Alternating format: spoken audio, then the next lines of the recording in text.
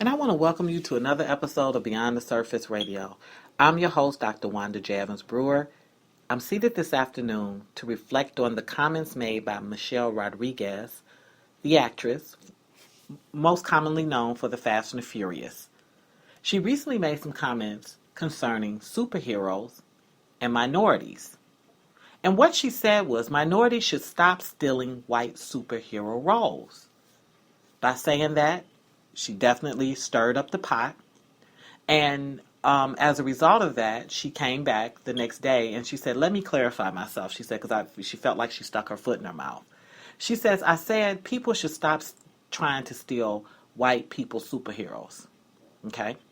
And she said, I guess it can be taken out of context because of a lot of people got offended. She said, what I really meant was that ultimately, at the end of the day, there's a language, and the language that you speak in Hollywood is successful franchise. And I think that there are many cultures in Hollywood that are not white that can come up with their own mythology. Okay, and she says it doesn't matter what the culture you come from. I'm just saying that instead of trying to turn a girl character into a guy, or instead of trying to turn a white character into a black character or a Latino character, I think people should stop being lazy. And people should actually make an effort in Hollywood to develop their own mythology. I happen to think Michelle Rodriguez is right. And it's really interesting that she got a lot of backlash for her comments. And I'm going to tell you why she got the backlash. She got the backlash because she used the term white. It suggested that instead of trying to mimic something, trying to fit into a mold, that in fact you create your own as a reflection of who you are culturally. She says it's time to stop.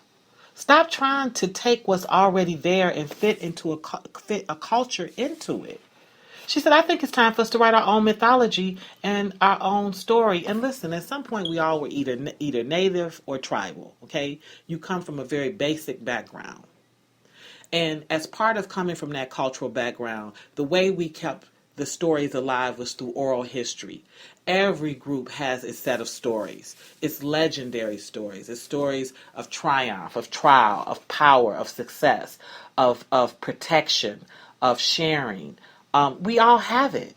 So she's saying, look, don't keep trying to mess with a successful franchise in Hollywood. You know, this was what happened with Annie this past summer. Quavazang Wallace is an incredible actress. Okay, in fact, such an incredible actress that she was nominated for an Oscar, and that hasn't been done since Shirley Temple. And in spite of that, she played the role Annie, which was a very successful franchise for Hollywood, which is 30-year-old musical. I loved Annie, the little white girl with the red kinky hair that's in an orphanage, and she's not necessarily treated as well as she should be treated. Okay, but it was a successful franchise. Everybody knows Annie. Everybody can sing the song, at least one or two songs off the soundtrack. There's nothing that you need to redo with Annie. So they take Quavazang, who's a dynamic actress, and have her remake something that is memorable, not mildly memorable, like really powerfully memorable. Like it's a part of Americana. It's in the fabric of America. Instead of taking her and having her tell another story, there's lots of black children that's in DCFS that have been in foster care situations, that have been adopted, that have similar circumstances as Annie, but they have their own story. And many of them are stories of triumph. They're stories where these children went through all kinds of treatment and they're still here. They still rise. So, yeah, who's going to tell their story? If we're going to keep remaking Annie, which is a successful franchise, and then have to rewrite it in such a way that we're fitting ourselves into a mold, Michelle Rodriguez says stop doing that. I think she speaks the language of self-esteem, of self-worth, of respect for culture, and I think that she wants us to be universal in sharing. So it's interesting. I said, let me look, because if ever there was a time that we needed a superhero, and I'm talking about black superheroes, because I'm speaking from the perspective of my culture. I'm black American, black female American. Some people say African American. I like black. Okay. All right, so I said, it's interesting. I said, the Japanese do some dynamic stuff with animation. They call it anime. And at one point, my children used to watch Dragon Ball Z, and I loved Dragon Ball Z when they came up with this character, Majin Buu. And Majin Buu was this big, dough babyish kind of character, and he was a sweetheart until you made him mad. And once you made Majin Buu mad, he wrecked shop. I mean, he could tear some stuff up. And there was an evil, sinister guy that knew that about him. He loved on him, but then he also was using them. He was using them for his own evil purposes.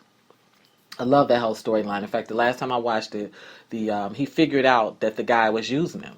And he said, you mean to me. You mean to Majin Buu. And next thing I know, Majin Buu was taking care of business on Master. So I said, wow, the Japanese do incredible anime. It's very rich. It's fun. They play with different landscapes. And so I looked to see, and there's one character they've created called Afro Samurai. An Afro Samurai is sleek. He has huge afro flowing hair, and he works with the samurai sword.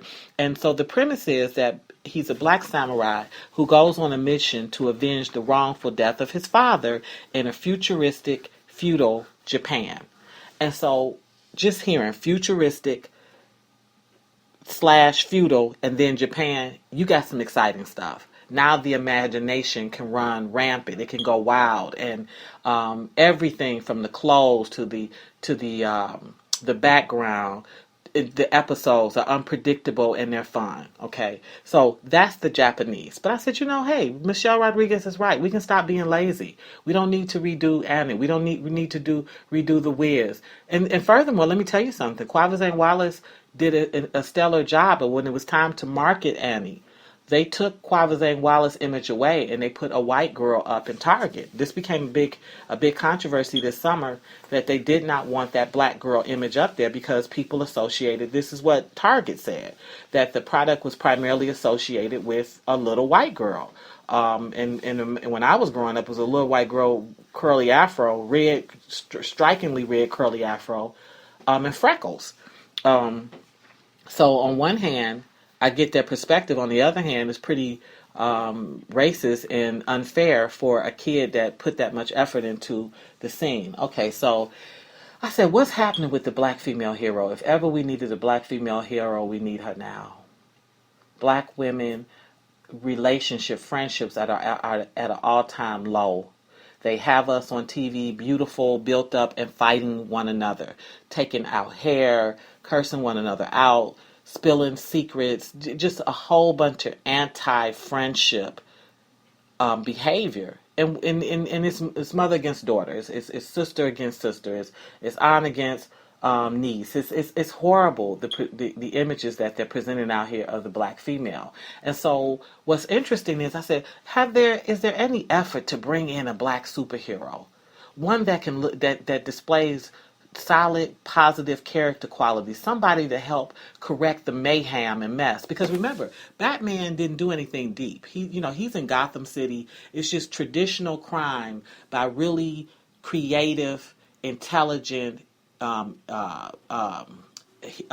villains. Okay, but it's not as if he's not solving the traditional crimes. It's jealousy, it's stealing, it's attempts to take over. And this is what, these are the type of crimes that Batman solves. He tries to stop murders. The same thing with Spider-Man. You hear that someone's trying to break into a vault and you stop that. You hear that they're trying to, unleash the septic system, or they're trying to mess with a particular tall building. They're going to destroy that. And so, these are standard problems. So I said, what if there's a black female superhero that could come in and help us with our standard problems? Around family and friendship and community, around respect, self-regulation, positive conduct, child rearing. What if that could happen? So it's interesting. There's a website called World of Black Heroes. It is theworldofblackheroes.com, and you can learn a lot more. And so what's interesting is Michelle Rodriguez said we needed to stop being lazy, and I found out that black folks haven't been lazy. That in fact there are many, many superheroes up here, and I'm going to describe a few of them to you. One is called Sister Miracle. And Sister Miracle is one of the new generation of celebrity superheroes living in a world without crime. We have Virtue, and she's a new superhero with power over all human emotion. That's interesting. Power Girl, a genuine level intellect, a bright future, and more money than she knows what to do with. At just 16 years of age, Tanya Spears has it all, even superhero powers. Tanya is the newest teen titan, believe it.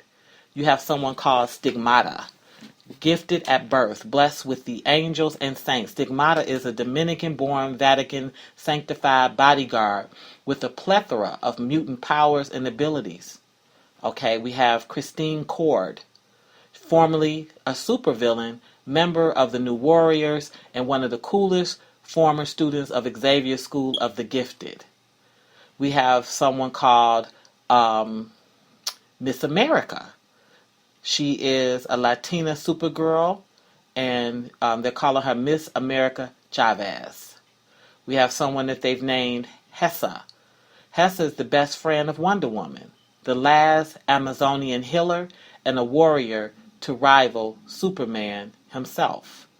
We have someone that's named D, and D is skilled. She's skilled in unarmed combat, and she's described as a necromancer. She has displayed the ability to heal wounds. She carries a dagger and a shield. These are just a few of the superheroes that are up here. I want to give you this last one because it's called Fly Girl. She is Nakalonia, and basically she has wings.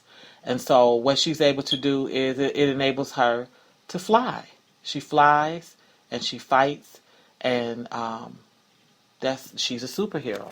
So, is Michelle Rodriguez correct that we need to tell our own stories and we can create our own methodology? Absolutely. What I want everyone to know is that it appears that many, many illustrators, lovers of anime have been doing that. Now, will Hollywood decide to pick up one of these characters and create it, take it further? I wish they would. There are tons of black superheroes. They don't have to get mad at us about Annie. Black folks can decide to pool their money together. I'm talking about the Will and Jada Pinkett Smith that put their money behind Annie. I'm talking about Jamie Foxx. If you can stagger down the streets of Miami with a glass of, sipping on a glass with a sag on, you most certainly can invest in bringing forth some black superheroes. So it's interesting that the concept of what she's sharing is already here. It's just a question of financing and deciding that it's worth making it into a successful franchise. Just some food for thought, very important. I think back to the Jackson 5 cartoon and how much I valued that as a kid. They had the Donnie and Marie Osmond, the Osmond family had a cartoon, but baby, when they came out with that Jackson 5 cartoon for little black kids in Detroit, I cannot tell you the joy that we felt. And they danced and they sang and they did simple, activities every week. It was nothing mind-blowing, but for us to see the images of ourselves, that was so beautiful and powerful. And that's really the core of what Michelle Rodriguez is getting back at. Like, it's not for us to take cultural groups and force them to fit into a mold. It's for us to recognize that there's a larger universal world out there and that we grow when we allow people to expand it, to share in it. And I'm talking about positive stuff. That, there are things that we all respond to universally, that it doesn't matter what culture you come from. We all want to be safe. We all want to be protected. We all want to be treated fairly. We all want villainous behavior to be taken away, to be quarantined, destroyed. These are all universal feelings. It wouldn't matter if I was Chinese, black, Italian. It doesn't matter. These are all universal. So what would happen if we allowed that landscape to get larger than white superhero roles? and we included these other ethnic backgrounds, but with characters from the perspective of their own lenses. What would happen then? So I applaud Michelle Rodriguez, and if she's listening, I thank her so much. She definitely stirred the pot with a simple statement: minorities should stop stealing white superhero roles. And she gave us some good food for thought. And I'm going to tell you something. I'm glad she did. I think as a black female, coming from American experience, but having my own culture, uh, I have stuff that I'd love to see and share. And I think it would help not only my own group, but everybody else grow. You've been listening to Beyond the Surface Radio. I'm your host, Dr. Wanda J. Evans-Brewer. And until we chat again, be safe in God's grace.